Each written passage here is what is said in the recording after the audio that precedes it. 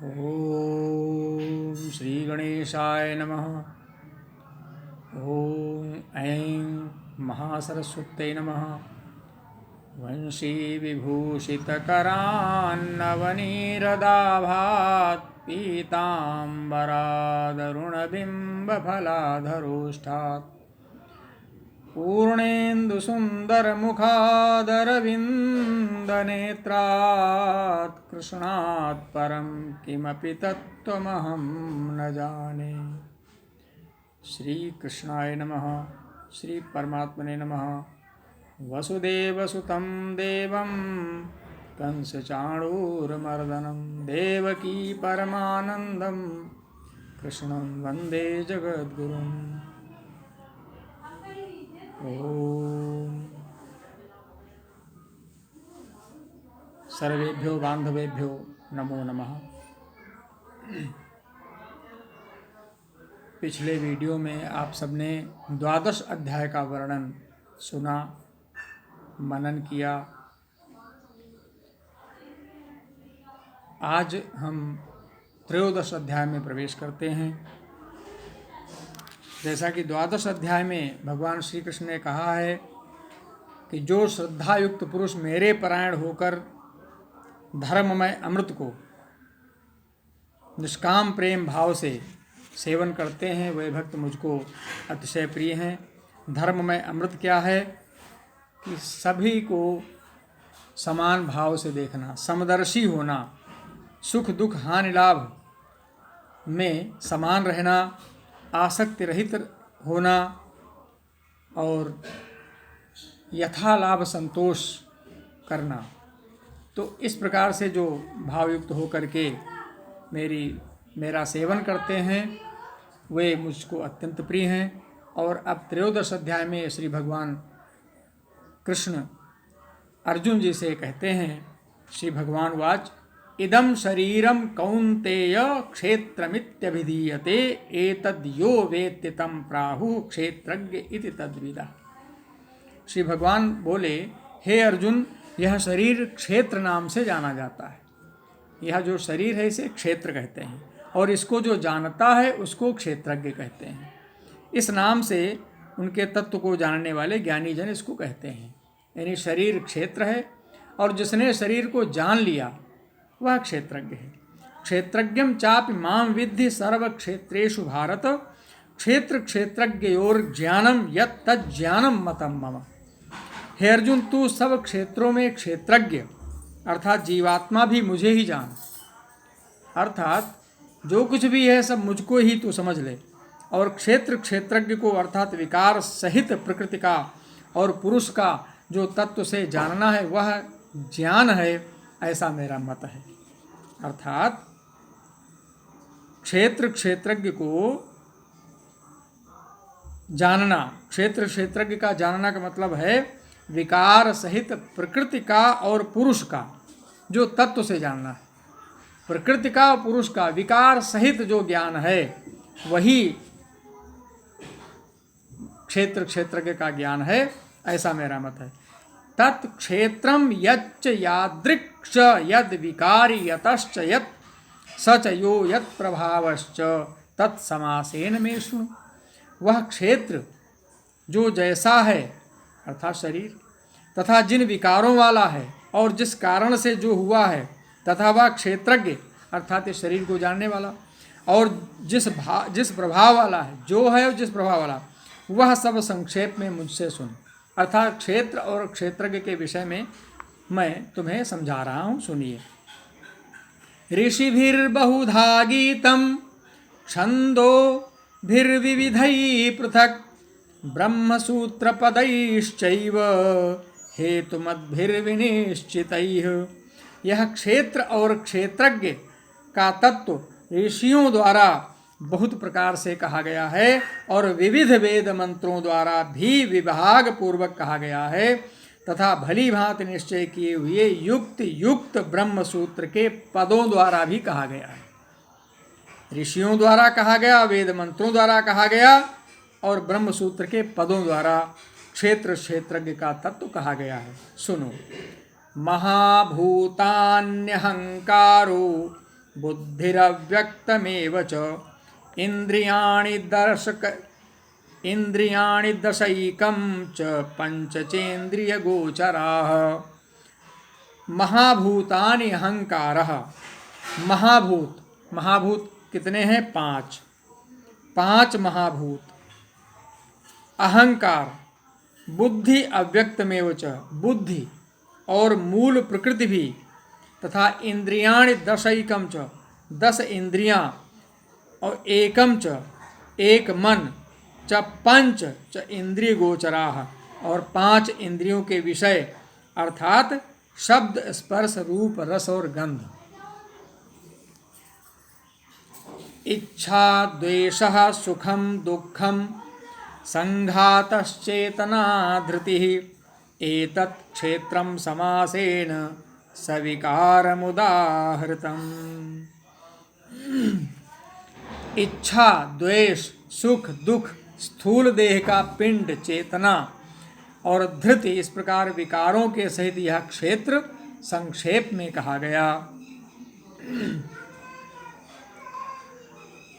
यहाँ पर जो चेतना दिया हुआ है, चेतना क्या है? शरीर और अंतःकरण की एक प्रकार की चेतन शक्ति को चेतना कहते हैं। धृति क्या है? इसे हम आगे समझेंगे 18वें अध्याय में। ऐसा इसमें लिखा हुआ है। धृति का मतलब धैर्य होता है।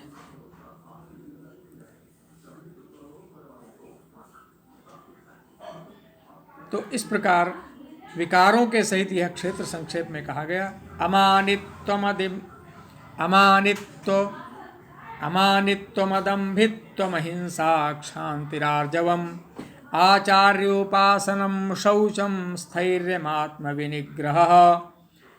श्रेष्ठता के अभिमान का अभाव, दंभाचरण का अभाव, किसी भी प्राणी को किसी प्रकार भी न सताना, क्षमा भाव, मन, वाणी आदि की सरलता, श्रद्धा भक्ति सहित गुरु की सेवा, बाहर भीतर की शुद्धि, अंतःकरण की स्थिरता और मन इंद्रियों सहित शरीर का निग्रह, इंद्रियार्थेषु वैराग्यमन अहंकार एव च, जन्म मृत्यु जरा व्याधि दुख दोषानुदर्शनम।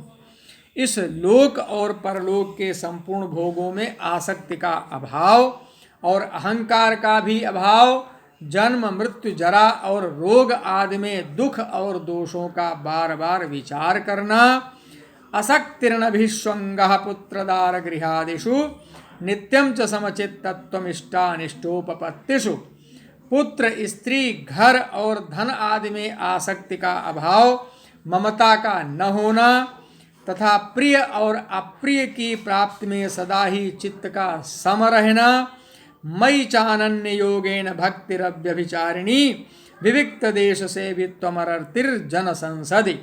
मुझ परमेश्वर में अनन्य योग के द्वारा अव्यभिचारिणी भक्ति तथा एकांत और शुद्ध देश में रहने का स्वभाव और विषयासक्त मनुष्यों के समुदाय में प्रेम का न होना, अध्यात्म ज्ञान नित्यत्वम, तत्व ज्ञानार्थ दर्शनम, एतत् ज्ञानमिति प्रोक्तम अज्ञानम यदतोन्यथा।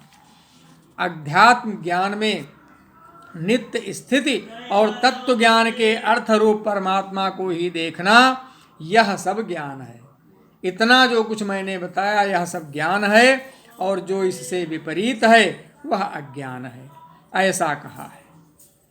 जेयं यत्तत् प्रवक्ष्यामि यज्ञात्वामृतमश्नुते, अनादिमत्परं ब्रह्म